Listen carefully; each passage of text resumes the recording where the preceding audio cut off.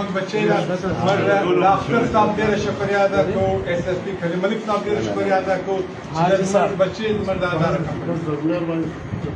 امان الله صاحب نیوز د په باره کې باید د ټولو اول د خو د هغه خلکو شکریه ادا کوم او ډېره مننه یې وایم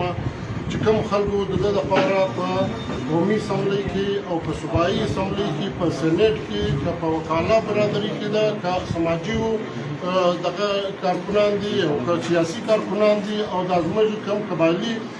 کارکنان دي یا مشران دي د دوی ټولو مهرباني ادا کوم او خاص طور چې د دې واقعې سره چې د ګل د اول د زه خبر کړم د نصر الله زیري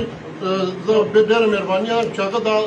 دغه سره واقعې سره خبر کړم او ما ته ویل دا کار به ته به سره زر دغه کې او دغه کار مو سره واخلې شکر الحمدلله تر دې انده پورې مو راورسوئ او ستاسو د ټولو پښتنو بېرته مهرباني ادا کوم حاجي علاءالدین صاحب مختصر خبر الحمدلله نن ډېره د خوشحالۍ ورځ ده موږ ټول پښتانه ډېر خوشحاله یو له امتیازات پر مسرت دی چې الله پاک درشنو بي بي هورین په خیر په عبادت سره دا راو په خیر باندې به موږ په دې کې د ډسټریکټ پولیس په ډېر شکریه ادا کوم د ایس ایس پي کلي ملک صاحب د ایس ایچ او ابرو صاحب پر بنچار زیاته شکریه ادا کوم ډي آی جي ناصر افتاب تاج په دې کې اکټیو اخلي په سنت کې کوم پښتنو چې دې د لپاره خبره کړې ده د قومي اسمبلۍ کې کوم پښتنو دې خبره کړې بالخصوص محمود خان اسیب په دې کې چې کوم کړی چې خامخا دې د لپاره ودای کوي کوشش کوي او په زراو پښتانه د بلوچستان سره روانو په دې علاقې چې مطلب دا دی الحمدلله موږ سره چې ایس ایس پي کلي ملک صاحب کوم وعده کړو پر خپل وعده باندې پوره وکړي نو موږ ډېر خوشاله یو ډېر خوشاله یو الحمدلله چې په دې بخیر خیرات باندې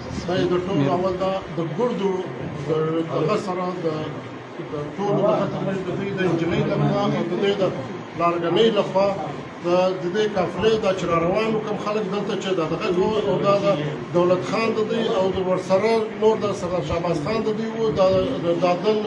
داد محمد بړی چې و اسماعیل جان بړی چې د دوی نور چې کوم زموږ ګرد سردار نورزی صاحب دي دا نور دي کوم نومونه زما په خوله نه راځي معذرت غواړم دا ټول دغه ډېره مننه وایم د لښکر وغه د ګردو خلکو چې کوم اراده یې وکړه د تراله د هغوی ټولو مهرباني او بیا زیاده ډېره دا د قومي اسمبلۍ مشرانو بېرته مهرباني ادا کوم د مشر محمود خان او د منظور خان کاکړ زیري غا د خوشحال خان غا د ګردو مهرباني ادا کوم د پښتونوالو کې د ګردو انشاءالله تعالی دغه کوم خبره وکړي